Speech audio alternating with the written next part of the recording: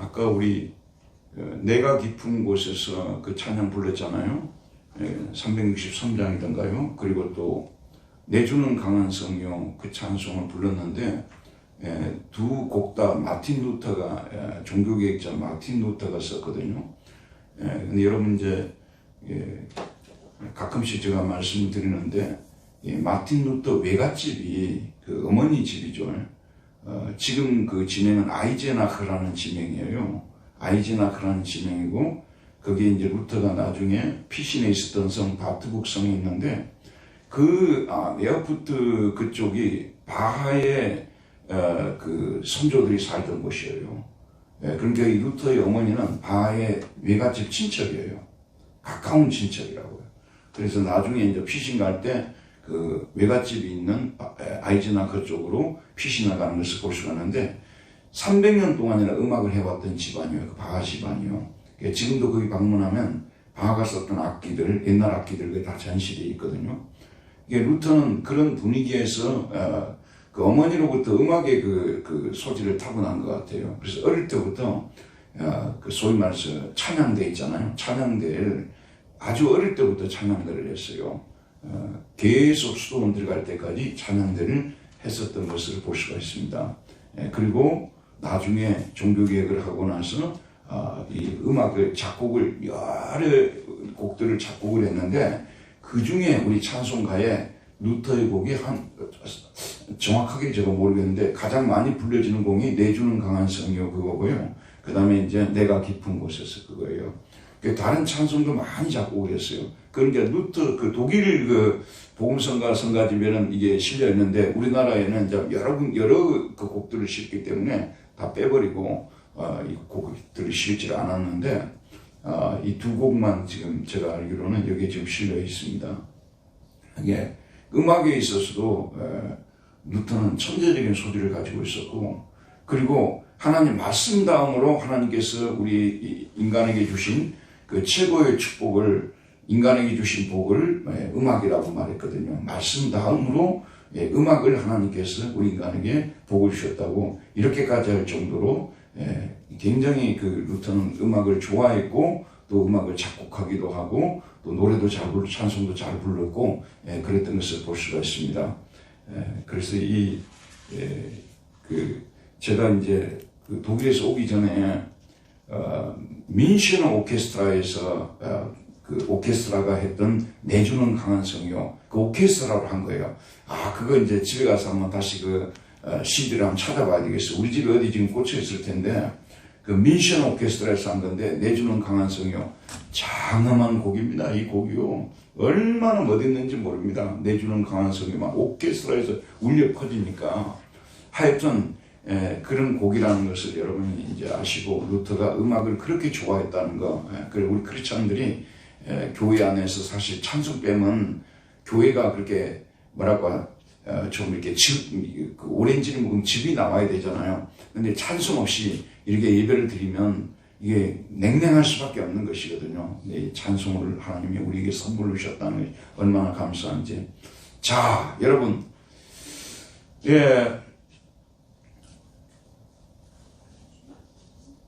목사님 시작하기 전에 어저께 TVN에서 벌거벗은 세계사 거기서 종교개혁 주일을 맞이해서요 했었어요. 조금 이쪽으로 이정수 사님 이쪽으로. 한 시간 반 이상 이정수 사님 이쪽으로 1시간 반 정도. 하는데 그 종교개혁이 일어날 수밖에 없었던 그 교황들의 그렇죠. 막 세속적인 이런 거를 정말 길게 하더라고요. 그랬구나. 루터는 좀 짧게 하고. 그랬구나. 그렇죠. 그분들은 루터에 대해서 아는 것이 별로 없으니까. 그러니까 그 종교개혁이 일어날 수밖에 없었던 걸 얘기하다 보니까 그 교황들이 그렇게 세속적이었다는 걸 얘기하는데 들어보니까 우리가 몰랐던 거를 몇 대 교황에 걸쳐서 쭉 하더라고요.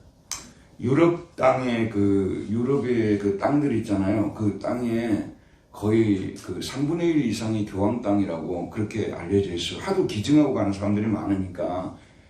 죽기 전에 이제 이분들은 구원론 자체가 여러분이 아시다시피 그 천국에 가봐야 하는 거거든요. 우리 이 땅에서 구원의 확신을 말하는 그 사람들이 이단이에요. 마틴 루터가 이 땅 위에서도 예수를 믿음으로 구원의 확신을 가지고 있다 하니까 이단 취급을 한 거예요. 그분들은 죽어봐야 하는 거거든요.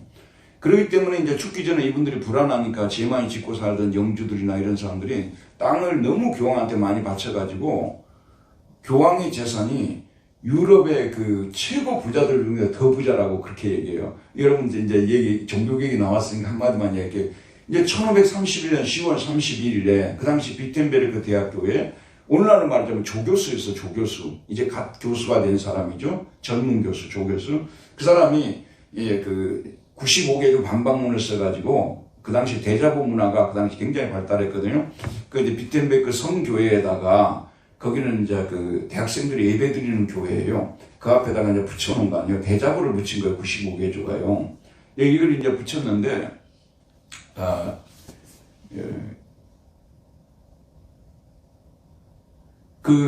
단지 그 대자보를 붙인 이유는 지금 이 면접으로 인해서 교회가 좀 엉망이 되고 성도들의 소위 말해서 신앙, 지도를 못 하겠어요. 사람들이 지도를 안 받으려고 하고 그냥 면접을 사가지고 가지고 있으면 소위 말해서 몇십 년, 몇백 년 동안에 제가 다 사함받는데 굳이 교회에 나와서 지도를 받을 필요도 없는 거예요.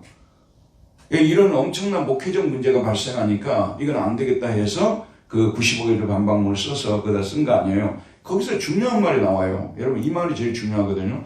교황이 잘못된 일을 많이 했는가 그걸 보도했다 그러죠. 유럽의 땅에 그 많은 땅을 교황이 가지고 있어서 모든 부자들 중에 가장 부자라고 볼 수가 있는 가장 큰 부자는 로마 교황이라고 볼 수가 있었던 것이거든요. 95개조 반박문에 루터가 면제부에 대해서 비판하는 얘기만 했으면요. 신문당하고 파문당하지 않았어요. 왜냐하면 면제부 비판하는 그런 학자들은 당시에 루터 말고도 덜어 있었기 때문에 그 루터가 그래서 무슨 얘기를 쓰냐면 성 베드로 성당을 지으려고 로마에 여러분 성 베드로 성당 아시죠? 그걸 지으려고 모금을 돈을 마련하기 자금을 마련하기 위해서 면제부를 대대적으로 발행해서 판매를 했거든요. 그러니까 루터가 그래서 무슨 얘기를 하냐면 당신이 성 베드로 성당을 그렇게 짓고 싶거든 가난한 자들의 살 가죽을 벗겨서 지으려 하지 마시고 유럽에서 가장 큰 부자인 모든 부자들 중에서 더 부자인 당신 돈으로 지으십시오. 그리고 그 교인들한테는 뭐라고 했냐면 당신들이 면제부 살 돈이 있으면은 면제부 사지 말고 속죄는 죄는 예수 이름으로 예수의 피로 용서를 받으니까 면제부 살 돈이 있으면 가난한 자들에게 주십시오. 그 얘기를 했어요. 그러니까 그 개혁은 정치개혁이고 사회개혁이고요. 단지 교회의 한두 가지 문제 이걸 갖다가 그 많은 분들이 오해를 하고 있는 게 뭐냐면 당시는 로마 교황이 절대 권력을 가진 시대거든요. 정치, 사회, 교회 전체를 주무럭거리던 좌지우지하던 그런 시대거든요. 그렇기 때문에 교황을 공격한다는 얘기는 정치, 사회, 교회 다 개혁을 말하는 것이거든요. 우리하고 시대가 상황이 달라요. 그 당시에는. 그렇게 얘기를 했으니까 또 적그리스도라는 말까지도 썼거든요. 그러니까 안 잡혀가겠습니까? 신문 안 당하겠어요? 결국은 보름스 국회에서 파문을 당하거든요. 신부 파면을 당해요. 루터는 그 당시 신부였잖아요. 신부 파면을 당하거든요. 그러니까 당시에 교황이 얼마나 많은 재산을 가지고 있었는지 여러분 우리가 예수를 믿으면 구원받는다는 이 말이요. 그 당시는 어마어마한 말이었어요. 교회에다 돈 내지 말고 면제부 사지 말고 예수를 믿음으로만 우리가 제사함 받으니까 돈을 쓰려면은 그런데 면제부 사는 데 쓰지 말고 교황한테 갖다 바치는 일에 쓰지 말고 여러분들 그 돈을 가난한 자들에게 주라고 그 얘기를 한 거예요. 예수를 믿음으로 권한다는 말이 이 엄청난 한마디로 한 사회를 지각 변동을 가져오게 된 거죠. 믿음으로 구원받았으니까 돈 낼 필요가 없는 거죠. 지금은 뭔가를 해야 돈을 내든지 아니면 뭔가 업적을 세우고 공적을 세워야 구원을 받는다는 시대 아니었어요. 다 그걸 그리스도께서 십자가에서 공적을 세우셨으니까 여러분 그를 믿음으로 구원받는 것이고 여러분 혹시라도 돈이 있어서 그런 거 살 돈이 있으면 가난한 자들을 도와주라고 이 얘기를 해놓으니까 지금 한마디로 해서 베드로 성당을 지는데 엄청난 문제가 젊은 신부로부터 발생을 해버린 거잖아요. 그죠? 무슨 얘기인지 알겠죠? 근데 그걸 당시에 복사기가 구텐베르크가 복사기를 만들었잖아요. 인쇄기를 만들었잖아요. 구텐베르크가 마인츠에 가면 지금도 진열되어 있어요. 구텐베르크가 만든 거예요. 마인츠라는 지역에 가면. 그것이 생겨가지고 이걸 이제 인쇄를 할 수 있었던 거야. 이게 95개조 반박문이 그냥 루터는 단지 그 관행이었거든요. 이걸 갖다가 교회 앞에 붙이면 이제 그 토론을 요청하는 거예요. 그 저와 이 문제를 가지고 한번 토론합시다. 그걸 이제 만방에 알리는 거거든요. 그러면 켈른 대학교나 당시 잉골스타트라든지 오스트리아요. 그런 저명한 대학의 유명한 교수님들이 와서 토론해 버렸으면 끝났어요. 그런데 늦까지 것이 신임 교수가 조교수 따위가 이렇게 하면서 토론에 응해주질 않은 거예요. 그러는 사이에 이게 인쇄가 돼가지고 온 독일에 그냥 이렇게 돌게 된 거예요. 그러면서 특별히 지성인들, 글을 읽을 수 있는 사람들 있잖아. 이 사람들이 그걸 읽고 이게 진짜 이 젊은 친구가 좀 옳은 말만 골라서 하네. 이렇게 돼버린 거예요. 실제로 독일이 돈이 많은 데이기 때문에 당시에 그 로마 교황들로부터 돈을 엄청나게 뜯게 갔어요. 독일이 돈 많기로 소문났거든. 그때부터요. 이게 그쪽에서 이걸 팔아가지고 가져갔는데 이제는 돈 안 내고도 구원을 받을 수 있다는 이런 진리를 말하니까 엄청난 그 파급 효과를 가져왔던 거죠. 그래서 그 종교 개혁이 일어나게 된 것이거든요. 이렇게 된 거예요. 하여튼 그 교황들에 대해서 근데 이제 우리가 그 권사님 그 말씀하실 때 그분들이 아주 좋은 교황들도 있었다는 것은 예를 들어서 그 버나드라든지 이런 그 좋은 아주 그 본이 되는 교황들도 있었어요. 중간중간에. 그런데 이제 루터가 종교개혁을 일으킬 그때쯤 돼서 소위 말해서 악명 높은 교황들이 많이 일어났다는 것이고 그 다음에 신부들 있잖아요. 그러니까 우리가 그걸 시대를 잘 알아야 돼요. 신부들도 모든 당시의 신부들이 다 타락했다. 그렇게 하면 안 돼요. 시골 신부들이 무슨 돈이 있겠어요. 마인츠라든지 또는 뭐 예를 들어서 뭐 베를린이라든지 뭐 저 프랑크푸르트라든지 큰 도시들이 있잖아요. 켈른 이런데 이제 누가 목회자가 되느냐, 누가 거기에 주임 신부가 되느냐 이걸 때문에 이제 돈 거래가지고 막 이렇게 됐던 거예요. 이해가죠? 그러니까 아주 가난한 지역에서 그 목회하는 신부들 같은 경우는 그렇게 타락하고 그런 게 아니에요. 그러니까 모두가 다 타락했다는 말씀은 안 되는 것이고요. 역시 교회들도 마찬가지입니다. 대한민국 교회도 한번 생각해 보세요. 교회가 타락했다고 하지만 모든 목사가 타락한 건 아니고 모든 교인이 타락한 건 아니고 사실 우리 목사님들 중에서는 80%가 지금 생존 목회를 하고 있는 건 사실이거든요. 그리고 교회를 봉사하고 싶어도 봉사하지 못하고 있는 목사님들도 엄청난 거고 지금 현재요. 그렇기 때문에 우리 종교개혁을 일반 사람들이 하는 얘기는 전부 그냥 교회가 다 썩었다고만 얘기를 하는데 그게 아니고 교황을 중심으로 한 일부의 사람들이 그 당시에 교회를 아주 안 좋은 방향으로 한국 교회가 무너지게 된 것도 그거 아니에요. 일부 목사님들이 그냥 그 욕심을 버리지 못해가지고 언론을 타면서 한국 교회의 그 이미지가 완전히 실추된 거 아니에요. 그렇죠? 모든 전 시골 목사님들 문제를 일으켰어요. 분당 교회 목사가 문제를 일으켰어요. 그 사람들이 그냥 유명하다는 사람들이 그 정도 돈이 있으면 그냥 될 것 같은데. 하여튼 저는 딴 건 모르겠는데요. 자주 얘기를 합니다만 오늘 이제 이거 조금 시간 12시 안에 다 끝낼 테니 걱정 마시고요. 저는 다른 건 모르겠는데 우리 목사님들이 자기 자식들한테 교회 물려주는 거는요. 아무리 좋은 명분이라도 나는 용납할 수가 없다고 봐요. 그거는 교회를 회사로 생각하는 기본 발상에서 시작되는 것이거든요. 시골에서 고난을 물려주는 목사님들이 계세요. 실제 내가 들었거든요. 교회를 오라고 청빙을 해도 사람이 아무도 안 와요. 그러니까 그 목사님이 아들한테 네가 여기 와서 해라. 이런 고난을 물려주는 세습은 이건 아름다운 세습이잖아요. 오늘 이 향유를 갖다가 예수님 발 앞에 깨뜨린 이 여인과 같이 아름다운 그런 모습이잖아요. 그러나 영광을 세습하는 거는 이거는 추웠다 깨라도 안 되는 일인데 우리 한국교회에서는 비일비재로 일어났거든요. 비일비재로. 너무 많이 일어나서 말을 하는 사람 이상해져 버리는 거예요. 오늘도 이번에 오신 목사님이 저한테 그 얘기하는 거예요. 예, 다음 주에 또 이제 가서 어디 가서 특강하라고 그러는데 그 교회도 그런 교회라는 거예요. 그러니까 이게 한국 교회가 제정신이 아니라고 나는 보거든요. 그러니까 지금 중세교회 비판할 상황이 아니에요. 중세교회보다 더 비판하는 더 나쁜 짓을 하고 있는 거잖아요. 어떻게 자기 자식들한테 교회를 물려주냐 그런 말씀이에요. 그리고 있을 수 없는 일이 벌어지고 있는 것이거든요. 그리고 또 한국교회 또 나쁜 점이 뭔지 아십니까? 예배당을 지어놨어요. 건축을 했고 교회가 빚을 안고 있지 않습니까? 근데 아들이 신학을 하고 있으면요. 실제 이런 일들이 일어나고 있어요. 아들이 신학을 하고 있으면은 그 교회 장로님들이 오히려 그 아들을 갖다 안 치려고 하는 거예요. 빚을 이어받으라는 거예요. 이런 일도 일어나고 있어요. 그러니까 중세교회를 비판할 게 아니라 우리 비판할 거 끄집어내면요, 우리 한국교회가 어마어마하게 비판받을 게 많아요. 진짜로요.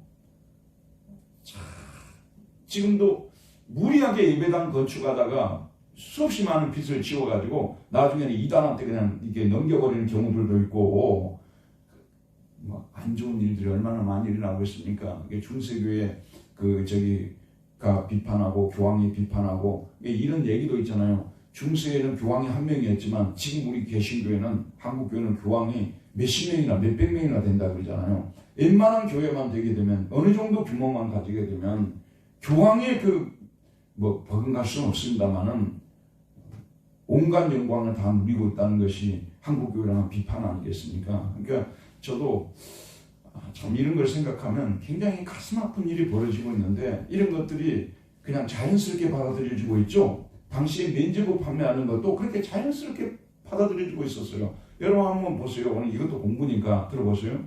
우리 할아버지가 우리 할머니가 착한 사람들이었어요. 그런데 이분들이 구원을 받았으면 좋겠죠. 근데 예수를 안 믿고 죽었단 말이에요. 근데 하나님께서 이런 분들에게 한 번의 기회는 줘야 되지 않냐 그 말이에요. 그래서 그 기회를 주기 위해서 그들을 데려다 놓은 곳이 어디예요? 연옥이잖아요.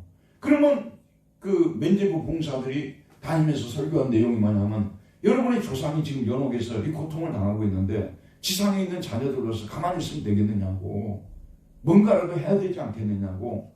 그래서 면제부를 사도록 이렇게 소위 압력을 가한 것이죠.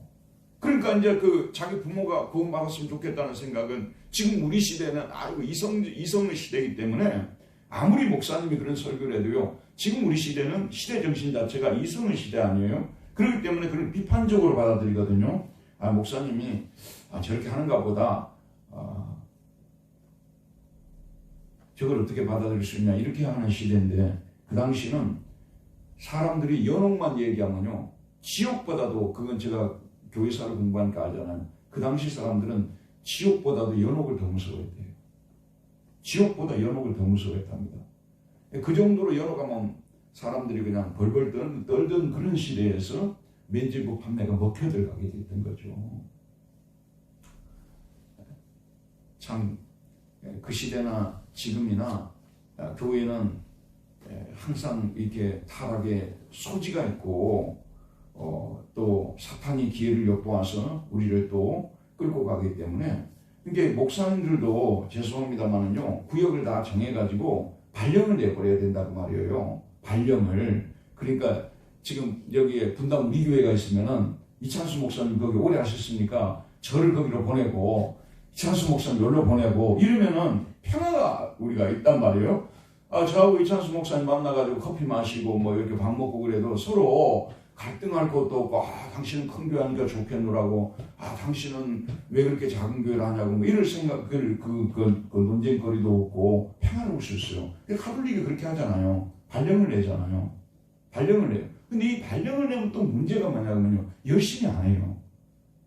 죽자 살자 안 해요. 사람은 생존의 그 직면해야만 죽자 살자 하거든요. 그러니까 또 발령을 내면 열심히 안 하니까 이게 또 문제란 말이에요. 그럼 또 좋은데 발령을 받으려고 또 이게 이 돈이 오가게 되는 이런 일이 또 벌어지게 되기 때문에, 아무튼 우리 인간 본성이 악하고 그리고 원수마귀가 늘 교회를 공격하기 때문에 교회는 언제든지 타락할 수 있다는 것. 사실 지금 우리 한국 교회도 뭐냐면 심히 타락한 교회라고 말할 수밖에 없거든요. 그것이 가장 결정적인 증거가 뭐냐면 자기 부모가 자기 자식한테 교회를 물려주는 거예요. 이거는 결정적인 증거거든요. 다른 증거가 갖다 댈 필요가 없을 정도로, 이거는 기업 마인드로, 기업으로 생각해. 우리 아버지가 어떻게 해서 이룬 교회인데, 내가 어떻게 이룬 교회인데 다른 사람한테 줄 수 있냐고 이렇게 얘기해요. 또 뭔지 아세요? 우리 아들을 쳐다보고 있는데 갈 데가 없어요. 요즘 사실 교회 들어가기도 어렵거든요. 부모님이 아이들 쳐다보고 있다. 너무 불쌍한 거야. 그러니까 이제 그 옆에 있는 장모님들한테 가가지고 소위 말해서 좀 잘해주고 그래가지고 자기 아들을 거기 앉히고 이런 일들이 벌어지고 있잖아요. 그러니까 우리가 어떻게 중세교회를 비판할 수 있냐고 말이에요. 한국 개신교는 지금 어마어마하게 부패했다는 것을 우리가 인정할 수밖에 없는 것이고, 이런 회개를 하지 않는 한국 교회도 하나님께서 징계할 수밖에 없는 그런 상황이라고 저는 보거든요. 자, 이런 상황에서 항상 타락하는데, 여러분 오늘 우리 성경 공부하는 내용도 참 공교롭게도 보세요. 여러분 여기도 뭐냐 그러면은 예수님을 죽이기 위해서 돈이 왔다 갔다 하는 일이 벌어지고 있는 거예요. 예수님을 죽이기 위해서 그 바리새인과 그 제사장들, 이 서기관들 이런 사람들이 예수를 제거하려고 했거든요.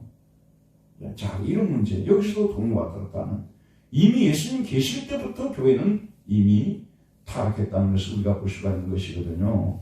당시의 교회, 서기관, 바리새인들, 대제사장들 이런 사람들로 구성된 이 교회가, 예루살렘 교회가 이미 타락하고 있었다는 것을 우리가 또 볼 수 있습니다. 자, 오늘 공부를 한번 보도록 합시다. 어찌하여 향유를 허비하는가? 자, 예수님의 십자가 죽음을 앞두고, 여러분 예수님께서 이 땅에 오신 목적은요, 여러 가지 목적들이 있겠지만 가장 중요한 목적이 뭐였습니까? 예수님께서 이 땅에 오신 가장 중요한 목적이 뭐예요? 우리의 죄를 대신해서 짊어지고 가시는. 어디에서? 십자가에 못 박혀 죽기 위하여. 예수님이 이 땅에 오셔서 기적을 행하셨잖아요. 많은 병자들을 고치셨죠. 또 많은 뭐라고 할까요? 천국의 가르침을 주셨죠. 또 산상보험과 같은 귀한 은혜로운 말씀들을 주셨죠. 그러나 우리 예수님께서 이 땅에 오신 가장 중요한 목적은 우리 죄를 사함받도록, 우리 죄가 용서받도록 하기 위함이죠. 이를 위해서 자신이 유월절 제물이 되어서 십자가에 못 박혀 돌아가시기 위해서 오신 것이니까, 이제 예수님이 이 땅에 오신 그 생애의 마지막 시간들이 지금 남아있는 거거든요. 예수님은 유월절 어린 양으로서 자기 백성을 구원하기 위해서 이와 같이 죽임을 당해야 되는 이 상황이 지금 펼쳐지고, 곧 있으면 예수님이 이제는 재판을 받고 골고다 십자가를 지고 골고다 언덕을 오르시고 십자가에 못 박혀 죽으셔야 하는 이런 상황이 벌어지게 된 거죠. 맞죠? 자, 이런 상황입니다. 자, 예수님의 십자가의 죽음을 앞두고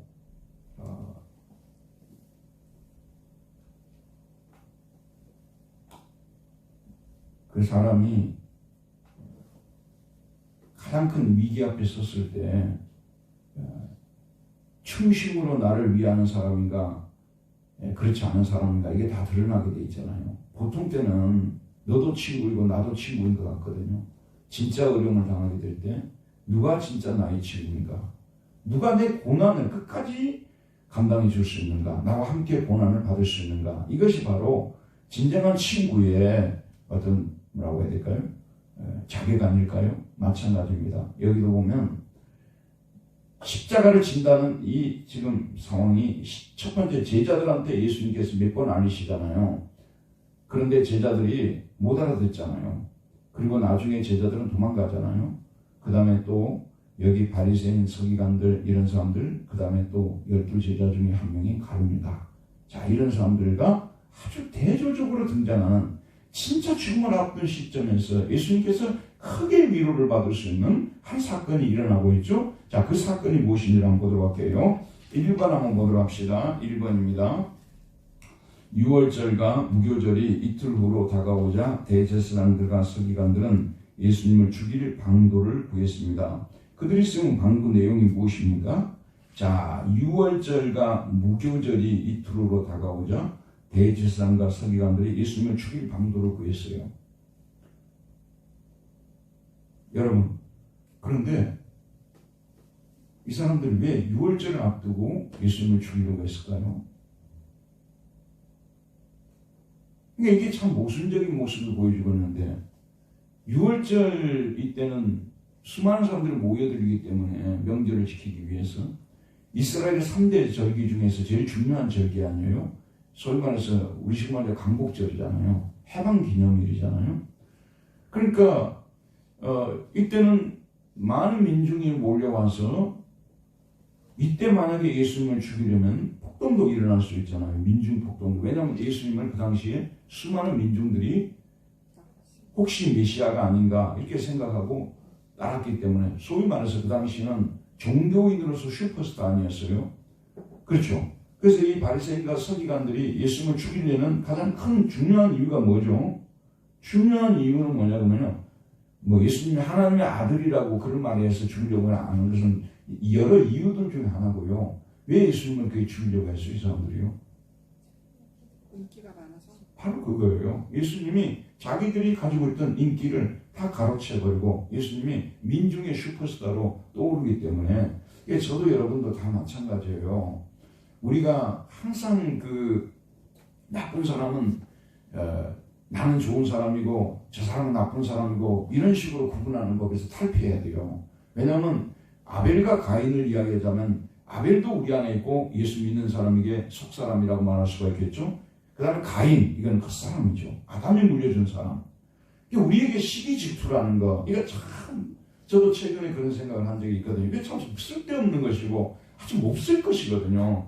남을 시기 질투하고 이런 거, 남의 명예를 시기 질투하고 막 이런 거 있잖아요. 굉장히 그 몹쓸 것이거든요. 근데 우리도 누군가가 나타나가지고, 내가 이제 예전에 독일에 있을 때 음악하는 사람들이 많이 왔어요.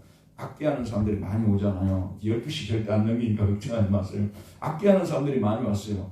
그런데 항상 신경 쓰이는 게 뭐냐면 바이올린 하는 사람들이 딱 앉아있을 때 되게 신경 쓰여요. 그 다음에 또 비올라 하는 사람들이 딱 앉아있잖아요. 그러면 이제 A라는 학생은 이번에 그 베를린의 음대에 합격을 했단 말이에요. 그리고 앉아있어요. B라는 애는 떨어져서 앉아있단 말이에요. 굉장히 힘들어요. 근데 바이올린과 비올라는 신경 하나도 안 써요.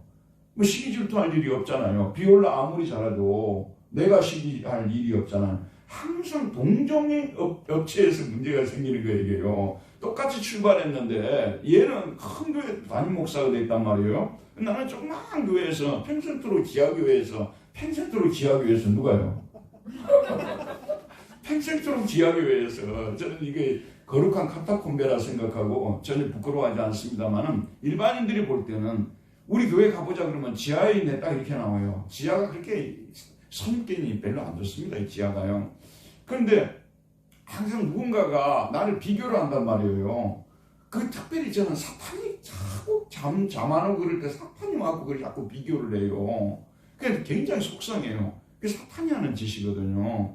저는 저 나름대로 그래도 내가 부족하지만 하나님께 쓰임받고 있는데 또 쓰임받을 일도 그동안에 열심히 해왔는데 사탄이 네가 한 일이 뭐냐, 다른 사람들에 비하면은 네가 한 일이 뭐냐 막 이런 걸 가지고 막 이렇게 치고 들어오면은 굉장히 막 마음이 힘들어질 때가 있거든요. 그래서 내가 엊그제도 그런 얘기, 이런 정말 명예라든지 시기심 이런 거 쓸데없는 거, 쌀데기 없는 이런 것이 왜 나를 갖다가 이게 그 사탄이 나를 이런 거 가지고 공격하는지 모르겠다고 이제 제가 속으로 그랬습니다만은 정말 그래요. 이 대제사장과 서기관들이 예수님이 하는 일을 자세히 유의해서 보고, 야, 저분은 정말 우리가 시기 질투할 대상이 아니구나. 우리와는 등급이 다른 분이구나. 이분은 진짜 하나님이 보내신 분이시구나. 이분은 하나님의 아들같이 말씀하시는구나. 우리가 구약에서 기다리던 그분이 아닐까 하면서 자기들이 모셔다가 예수님을 높여드려야 되는데,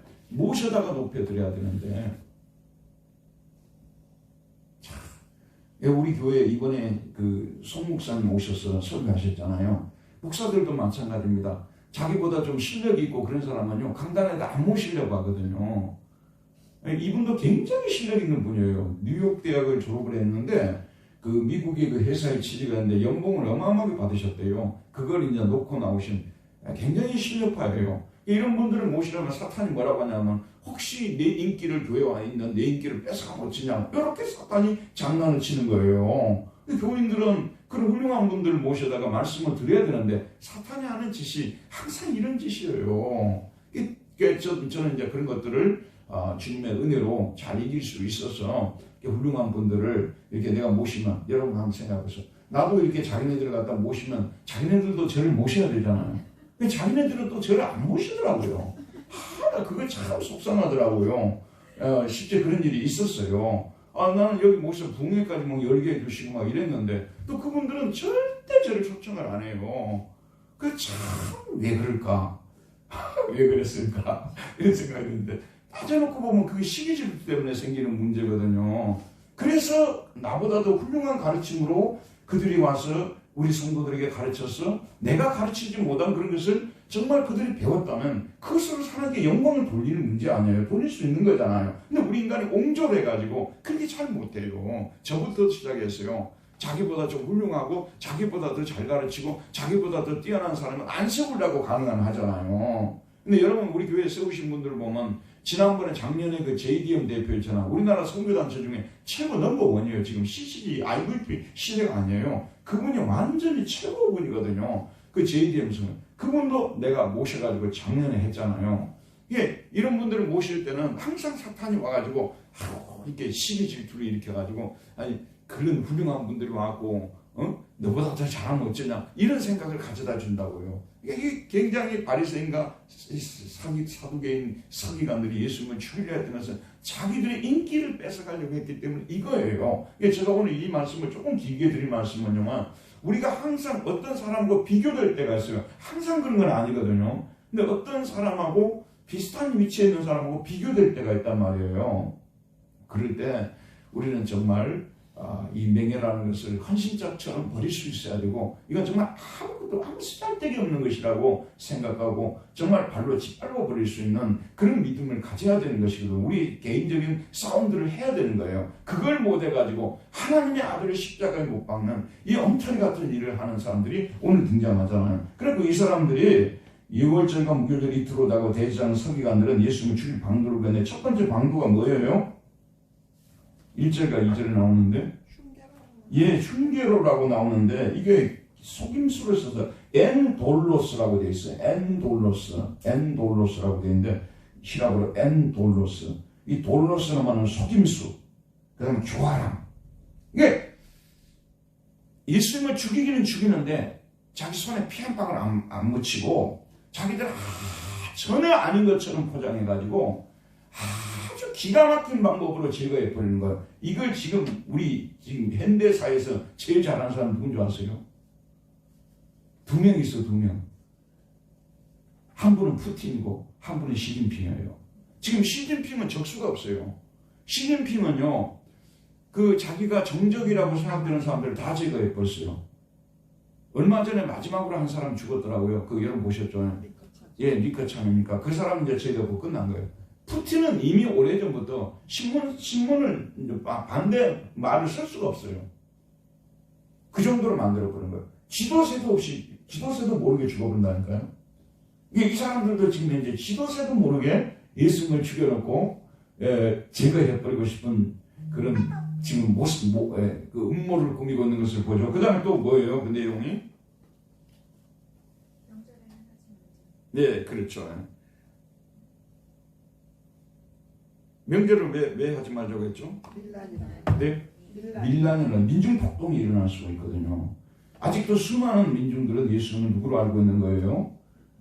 메시아로 지금 이제 등극할 날을 지금 기다리고 있다는 말씀 아니겠어요? 그렇기 때문에 그래서 여러분 이 히라버를 보면요, 메라는 저기 부정부사, 그다음에 메포테 이거 뭐냐면 영어로 never요. never. 절대로 우리가 이 명절에는 하지 말아야 한다. 007 계획을 세울 때 브리티시 그 본부에서 그 007 누구죠? 그 007 본드하고 이게 비밀리에 계획을 세우듯이 이렇게 세운 거예요. 절대 이 계획은 새 나가서는 안 된다. 지도세도 모르게 처치해야 된다. 이럴 정도로 신중함을 보이고 있다는 것을 볼 수가 있습니다. 이게 악한 사람들의 특징 아니에요. 가장 악한 사람들의 특징이잖아요. 자, 그 다음에 2번 한번 보도록 할까요? 2번 읽읍시다. 시작. 예수님께서 베다니 나병 환자 시몬의 집에서 식사하실 때에 한 여자가 예수님께 매우 값진 향유를 담은 옥합을 가지고 와서 그 옥합을 어떻게 합니까? 그리고 이어서 어떤 행동을 합니까? 자, 3절 한번 읽어보도록 할게요. 예수께서 베다니 나병 환자 시몬의 집에서, 근데 이게 요한복음 12장 똑같은 사건에서는 나사로의 집에서 했다고 되어 있거든요. 근데 이게 이제 항상 복음서 보면 조금 다른 부분이 있는데 같은 사건이 두 번 일어났느냐, 아니면 좀 약간 그 기억착오로 이렇게 하느냐, 이런 말들이 오가고 있어요. 정답은 없습니다. 어쨌든 베다니 나병 환자 시몬이라는 이 사람은 나병에 걸렸다가 나은 사람이죠. 왜냐하면 나았지 않은 상태에서 함께 식사할 수 있는 건 아니니까요. 자, 그래서 은혜를 많이 입은 사람 집에 지금 들어가게 된 거예요. 사람이요, 내가 어디 갔을 때 제일 편하게 가고 싶은 곳, 내가 힘들고 고통스러울 때 정말 가고 싶은 곳 있잖아요. 편하게 가서 쉬고 싶은 곳은 어디일까요? 아들 집일까요? 딸일까요? 딸 집일까요? 예를 들어서 자기에게 가장 큰 은혜를 입은 사람, 그렇죠? 그런 사람 집에 가고 싶을 거예요. 그러니까 예수님께서 이 사람은 예수님께 큰 은혜를 입은 사람이기 때문에 이 사람 집에 갔던 것입니다. 거기서 식사를 해죠. 그때 한 여자가, 자, 이 순서를 한번 보자고요. 첫 번째 단계가 뭐냐면요, 한 여자가 당시에 그 로마인들이 식사를 할 때는 약간 이게 의자에 누워서 식사하는 그런 식사 폼이에요. 그래, 의자에 누웠다는 말이 여기 나와요. 앉아서 기대서라는 말이 나오거든요. 그래서 거기 있는데 식사를 하시는데 예수님께 나왔다는 말이 나오겠어요. 한 여자가 갑자기 톡 튀쳐나온 거예요. 한 여자가 톡 튀쳐나온 거죠. 상당히 약간 뭐라고 해야 될까요? 금지된 행동이라고도 볼 수가 있을 거예요. 왜냐하면 당시에 그 제자들을 비롯해서 많은 사람들이 거기서 있었고 식사를 하는데 여자가 그냥 아무 어떤 그 공지도 없이 아무 이유도 없이 툭 튀쳐나왔을 때 이거는 좀 놀라운 상황이 벌어지게 된 거예요. 왜 이런 상황이 벌어지게 된 거죠? 그 다음 두 번째 단계가 뭐죠? 예, 뭘 가지고 나왔어요? 예, 거기 보면 매우 값진 향유, 그러니까 요를 맞으면 향수병이든 그 옥합이죠. 이게 오늘날처럼 아주 세련된 향수병이 아니고 그냥 이렇게 그냥 병에다가 이렇게 담은 그 향수를 담아놓은 거죠. 이거는 주로 여러분이 아시다시피 그 결혼할 때 보통 가지고 가는 것으로 알려져 있거든요. 유대인들에게 있어서는 아주 귀하고 또 값도 많이 나가는 것이죠. 향유, 그 순전한 나드, 이게 순전한 나드예요. 불순물이 안 섞이고요. 그 식물에서 채취한 그대로 그 향을 유지하고 있는, 그렇기 때문에 값도 되게 비싼, 이거 인도산이라고 보통 알려져 있거든요. 그런 그 나드한 향을, 순전한 나드한 옥합을 가지고 와서 이 향수병을 지금 가지고 왔어요. 이것이 이제 두 번째 단계예요. 그 다음 세 번째 단계는 뭡니까? 그 옥합을 예수님 앞에서 어떻게 하신 거죠? 깨뜨린 거예요. 그 예수님 앞에서 그 옥합을 깨뜨렸어요. 자, 이게 정상적인 행동이요, 비정상적인 행동이에요? 정말 비정상적인 행동이죠. 그걸 이제 가만히 가지고 계시다가 예수님이 가실 때 이렇게 선물로 만약에 드린다면 그거는 어느 정도 이해할 수가 있겠지만, 많은 사람들이 앉아서 식사를 하고 있는데 앞으로 튀쳐나와가지고 그걸 그 자리에서 깨뜨렸단 말이에요. 알겠죠? 여러분? 깨뜨렸단 말이죠. 그러면 이건 굉장히 쇼킹한 일이 벌어지게 되는 그 상황, 거기 앉아있는 많은 사람들이 놀랄 수 있는 상황이 벌어지게 된 것이거든요. 이게 결혼할 때 가지고 나온 거 아니에요? 결혼할 때. 그러니까 이런 해석을 하는 데 있어서 좀 이렇게 요즘에 못된 그런 주석가들이 해석을 할 경우는 그 예수님과 그런 어떤 여자와의 그런 관계를 또 생각할 수 있는 이런 여지를 남길 수 있는 행동을 하게 된 거예요, 사실은요. 맞죠? 갑자기 여자 나오고 자기가 결혼할 때 가져간 향유를 깨뜨리는 거 아니에요. 이런 일이 벌어지게 된 거예요. 자, 여러분, 그러면 향유를 깨뜨렸을 때 어떤 일이 벌어졌을까요? 주변 환경을 먼저 한번 생각해 보자고요. 어떤 일이 벌어졌을까요? 향유 냄새가, 그 향수 냄새가 진동을 했겠죠. 저도 지금 이제 나이가 드니까 자꾸 몸에서 냄새가 나서 향수를 좀 써야 될 것 같다는 그런 얘기를 좀 듣기도 하고 그러는데, 저 친구가 자기가 이제 어디 중요한 행사를 할 때는 항상 향수를 한대요. 왜냐하면 자기 몸에 냄새가 나서 안 되겠다는 거예요. 그래서 저도 지금 그 얘기를 좀 듣고 향수를 하나 마련해야 되나 지금 그러고 있는 거예요. 근데 향수를 할 때 항상 이렇게 조금씩 뿌리잖아요. 이게 너무 많이 뿌리면 냄새가 너무 진동을 해버리니까 조절을 잘해야 되잖아요. 맞죠? 근데 이걸 깨뜨렸다는 말이에요. 이야, 이거는 죄송합니다만은요, 시체 썩을 때 시체 냄새를 막기 위해서만 할 수 있는 행동이 벌어지게 된 거예요. 이걸 이제 예수님은 바로 직감을 하게 된 거죠. 나의 장사를 위함이라는 거 알죠, 여러분? 뒤에 나오잖아요. 근데 거기에 있는 사람들, 그걸 직감한 사람이 한 사람이라도 있었을까요? 이 여자에게요? 아무도 여기에 대해 생각을 못했을 거예요. 근데 예수님은 예수님의 장사를 기념하기 위해서, 시체가 썩음을 방지하기 위해서 지금 현재 이 일을 하고 있는 것이거든요. 근데 저는 전에도 제가 설교를 통해서 한 번 한 적이 있습니다만은, 진짜 이걸 갖다가 간접 체험을 한 적이 있어요. 직접 체험은 제가 못 해봤어요.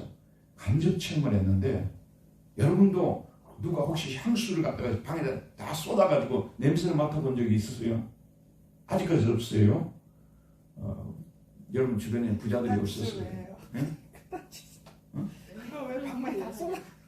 아니, 그러니까 이제 실수로 쏟아가지고. 실수 쏟은 적 없어요, 권사님은? 향수 안 써서. 아, 안 쓰시구나. 아, 뿌리는 거니까 이렇게 쏟아지지는 않는 거예요? 아, 저는 아예 향수를 사본 적이 없고, 진짜 내가 경험한 적이 없어요. 깨기 전에는 안 돼. 아, 깨기 전에. 그래, 나도 이게 뿌려본 적도 없고, 그래서 제가 자세히 잘 몰라요. 그런데 간접 체험을 어디서 했냐면, 제가 베를린에 있을 때, 내가 설교 때 이거 2번 정도 이야기했어요. 마트에 제가 갔는데, 이게 지하에 마트가 있었어요. 거기에 가니까 이제 많은 물건을 팔 거 아니에요? 근데 이제 뭘 산다고 이게 끌고 들어가는데, 어떤 사람이 포도주를 사다가 포도주를 이게 잘못 이게 해가지고 그걸 이렇게 떨어뜨려 버린 거예요. 포도주 병이 깨졌을 거 아니에요.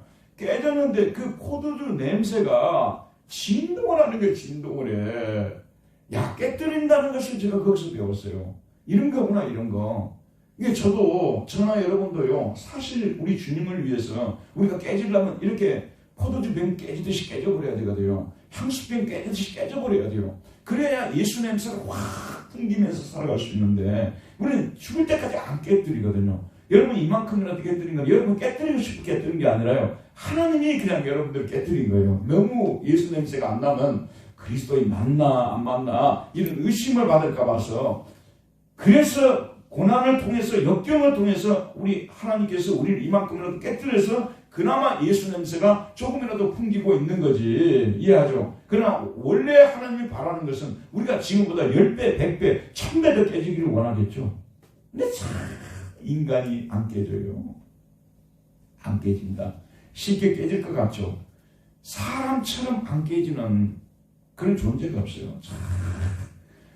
예전에 하늘산 기도원이라고 있었어요. 그 개도 가면 방언 받는다는데요. 그 권사님 가보셨어요? 하늘산 기도원 안 가보셨어요? 장로님 가보셨죠? 못 가보셨구나. 그럼 저는 그때 우리 장모님이 60세인데 그 췌장암이 걸리셨어요. 그래가지고 막 얼굴에 황달이 오면서, 그래서 제가 이제 사위로서 너무 이제 장모님이 불쌍하더라고요. 그래서 이제 장모님을 어떻게 해서든지 위해서 내가 뭔가를 해야 되겠다고 생각해서 하늘산 기도원에 올라갔어요. 하늘산 기도원에 올라가가지고 이제 그 집회에 참여라고 그랬단 말이에요. 근데 그 사람이 부흥회를 하는데 처음부터 끝까지 욕짓거리를 하면서 부흥회를 하는 거예요. 근데 사람들이 거기에 대해서 아멘 아멘 하는 거야. 그래갖고 내가 속상해갖고 첫날 갔다가 그날 바로 내려와 버렸어요. 이게 무슨 사람이 할 짓인가. 그런데 그 하늘산 기도원이 유명했어요. 뭘로 유명하냐면 개도 가면 방언 받는다는 말이었어요. 그걸로 유명한 그 기도원이었어요. 그런데 그 이천성 목사님이라는 분인데, 그분에게서 배울 것이 진짜 저래서는 안 되겠다는 것만은 배울 수 있어요. 목사로서 저래서는 안 되겠다는 것은 강하게 제가 배운 거예요. 또 한 가지 배운 게 뭐냐면, 이 사람이 설교를 할 때 아주 자주 반복해서 그 쓰는 설교 내용 중에서요, 왕창 와장창창 창창창 와장창창 창창창창 창창창창 창창창창 깨져라 그러거든요. 목소리도 되게 커요. 몸도 막 이래가지고 왕창 와장창창 창창창. 우리는 변화가 느립니다. 진짜 잘 안 깨집니다. 예수 냄새가 나는 것 같기도 하는데 다 작은 것 같기도 하고, 심지어는 세상 냄새가 너무 많이 나요. 우리 예수 믿는 사람을 만났는데 안 믿는 사람들이, 너가 교회 다니는 사람 맞아? 너는 너 몸에서 그냥 입에서 그냥 말에서 그냥 세상 냄새가 그냥 물씬 풍기고 있다고. 이렇게 우리가 말을 듣는다면 얼마나 부끄러운 구원입니까? 그런데 그래서 우리는요, 더 많이 깨져야 돼요. 더 많이 깨져야 되는데 우리 스스로 깨질 수가 없죠. 주님이 깨뜨리셔야 되는 거죠. 더 많이 깨져야 돼요. 저도 역시 마찬가지고요. 근데 어쨌든 여기 지금 이 여자가 이 깨뜨렸을 때 냄새가 진동을 했겠죠. 거기에 있는 사람들이 이 여자 미쳤구나. 틀림없이 그랬을 거예요. 이 여자, 주님의 장례를 위해서 이 어마어마한 일을 하는구나. 이렇게 생각하는 사람은 예수님 빼고는 한 사람도 없었을 겁니다. 이 여자가 지금 정신이 돌았구나. 완전히 미쳤구나. 정신이 나갔구나. 이랬을 거예요. 그렇죠, 여러분? 그 다음에 더 충격이 뭡니까? 이게 또 한 가지 더 충격. 이거는 진짜 말로 할 수 없는 충격이었어요. 그 다음 단계가 뭐예요? 예수의 머리에다가 부었다고 했습니다. 또 같은 그 사건을 보도하는 요한복음이나 또 마태복음에서는 그 발로 자기 머리로 예수님의 발을 씻었다고 또 이렇게 말씀하시거든요. 근데 어쨌든 지금 예수님의 머리에다가 이걸 부었다고 할 때는 이거는 뭐냐면 예수님의 장례를 기념하는 거 아니겠어요? 근데 이 사건을 두고 엄청난 충격을 받았으리라고 저는 생각해요. 엄청난 충격을 받았을 것이다. 정말 비상한 일이 뭐라고 해야 될까요? 낯선 일이 상상치 못했던 일이 벌어지게 된 것이죠. 자, 이 일이 지금 그 옆에 있는 사람들한테 얼마나 큰 충격을 주고 얼마나 큰 쇼크를 주었겠는가 여러분들 한번 생각을 해보시길 바랍니다. 그런데 자, 봅시다 여러분. 우리가 하나님을 섬기는 데 있어서도 마찬가지거든요. 때로는 우리가 정상적인 그런 일들을 함을 통해서 하나님을 기쁘시게 하는 그런 일들이 충분히 있을 수 있어요. 반드시 매번 이런 일이 일어나야 된다는 말은 할 수가 없거든요. 그런데 때로는 살아가면서 성령께서 내가 생각해도 받아들일 수 없는, 내가 생각해도 이거는 정말 사람들이 나를 이렇게 하면 미쳤다고 말할 수 있지 않을까 할 정도의 그런 일을 성령의 강권에 이끌려서 하는 경우들이 저 경우도 발생을 하더라고요.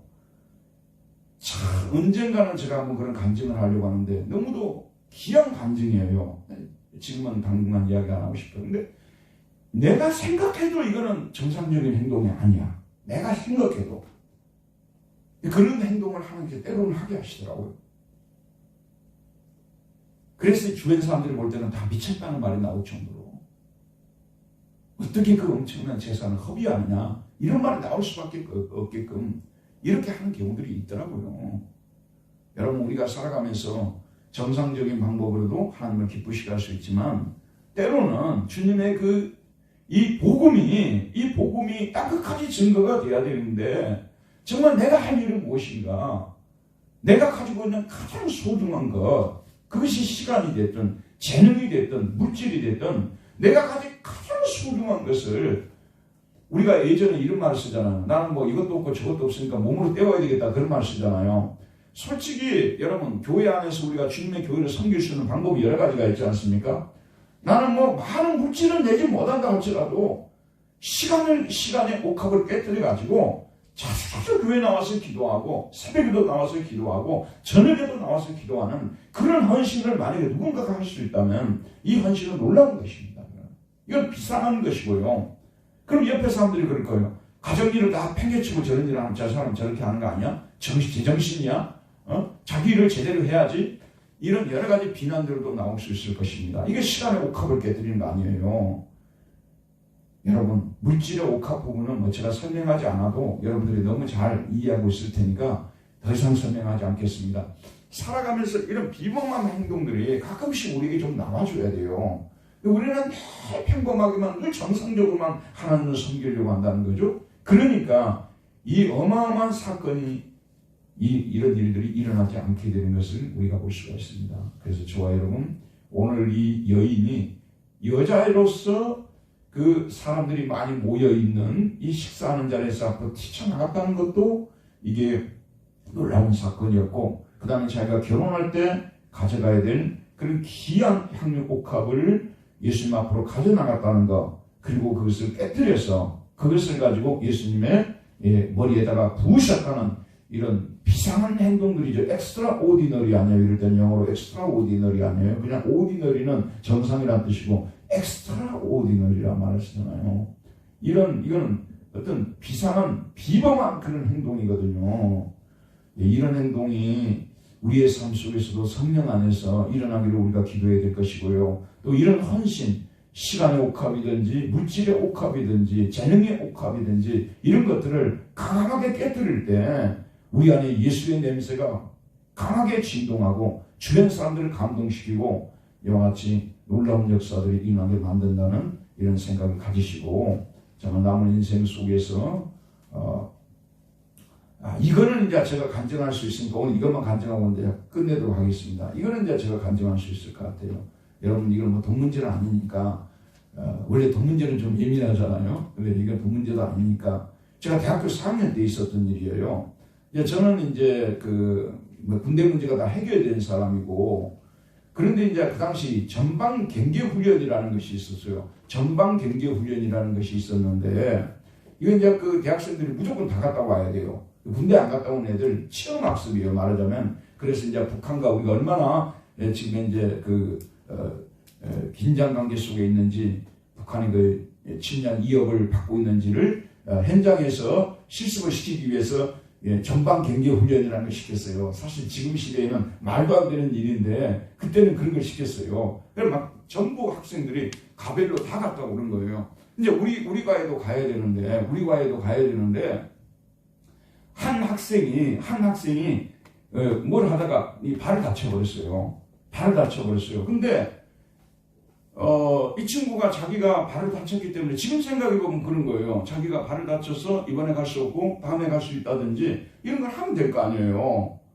근데 이 친구가 좀 얄미운 친구이기도 해요. 우리 같은 학과 학생인데 좀 얄미운 친구이기도 해요. 그 친구가 경상도 친구였거든요. 좀 얄미운 친구이기도 해요. 그때 강주 사태가 끝나가지고 전라도 경상도 이게 되게 안 좋았거든요.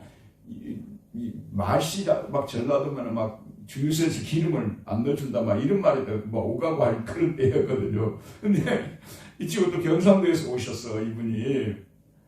그 친구가 지금 생각해보면 그 원인을 쓰고 안 가도 될 것 같은데 나보고 좀 대신 갔다 오라는 거예요. 거기를 좀 가줄 수 있냐고 그러는 거예요. 나는 이제 그때 소위 말해서 결혼해가지고 가정도 있고 할 일도 있고 아르바이트도 해야 되고 그 먹고 살기도 힘든 그런 때였고 그 우리 어머니한테 내가 등록금을 뭐 돈을 거의 받아 쓰지 않고 제가 다 스스로 해결하던 때였거든요.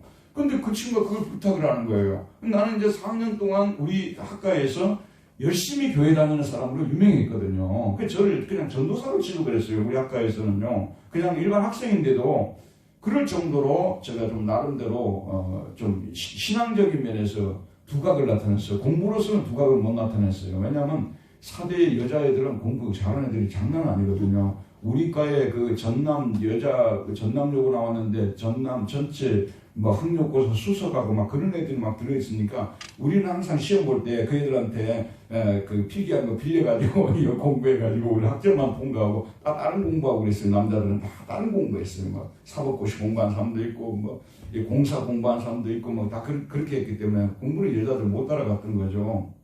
그래서 제가 두각을 나타났던 것이 공부가 아니라 신앙에서 두각을 나타났단 말이에요. 우리 뭐 성경 공부 모임도 만들어서 뭐 하고 뭐 독일어 성경 공부 막 이런 것도 하고 굉장히 그렇게 좀 이렇게 많은 사람들한테 예수 믿는다는 그런 그 도장이 딱 찍혀 있는데 아니 그 친구가 이제 그때 4학년이거든요. 나보고 그 전방학습을 전방 그 현장에 갔다 올 수 있냐고 그렇게 얘기를 하더라고요. 그래서 내가 지금까지 내가 이렇게 나름대로 본을 보였는데 이게 하루아침에 물거품이 될 것 같기도 하더라고요. 만약 그렇게 안 하면. 근데 그거 갔다 왔잖아요. 거기 갔다 왔어요. 제가 전방경계 훈련을 갔다 왔거든요. 그 친구가 나중에 나한테 해준 것이 뭐냐 고기 한번 사주는 게 끝이에요. 나는 엄청 고생하고 왔는데 작은 봉투 하나도 안 주고 그냥 고기 한번 사주고 끝났는데 이런 그 친구에게는 이것이 이제 죽을 때까지 남아있겠죠. 저희 이런 말하자면 선행이 남아있겠죠. 마찬가지로 우리 그리스도인이 그리스도인 모습을 보여야 할 때 자기의 시간의 옥합을 깨뜨리고 재능의 옥합을 깨뜨리고 물질의 옥합을 깨뜨릴 때 다른 주변에 있는 사람들에게 분명히 영향을 주거든요. 우리 과의 학생들도 다 하는 거죠. 안 가도 되는 분인데 저분이 저 사람 때문에 가게 됐다고 이렇게 되는 거 아니겠어요? 그래서 항상 저와 여러분 오늘 결론 여기까지 합시다. 우리는 어디에 가든지 무엇을 하든지 항상 성령의 인도하심 가운데서 지금은 뭔가 주님이 깨뜨리라고 할 때 깨뜨릴 때 역사가 일어나는 거예요. 우리가 추울 때까지 안 깨뜨리면요, 추울 때까지 우리는 교회를 다니지만 영향을 주지 못하는 크리스찬으로 남아있을 수밖에 없는 것이거든요. 깨뜨릴 때 역사가 일어나는 것입니다. 이 은혜를 묵상하면서 또 한 주간을 지내도록 합시다. 은혜로우신 하나님, 오늘도 우리에게 또 이렇게 성경 공부로 모여서 말씀을 통해서 많은 도전받게 해주신 것을 감사합니다. 옥합을 깨뜨리는 이 마리아와 같이 우리도 우리 주님의 성령께서 원하실 때 언제 어디서든 시간의 옥합이든 재능의 옥합이든 물질 옥합이든 깨뜨릴 수 있는 우리 모두가 되어서 그리스도 예수의 이름이 온 천하에 증가되도록 만들 수 있는 우리 모두가 되게 하여 주옵소서. 예수님 이름으로 기도하였습니다. 아멘. 수고했습니다. 감사합니다.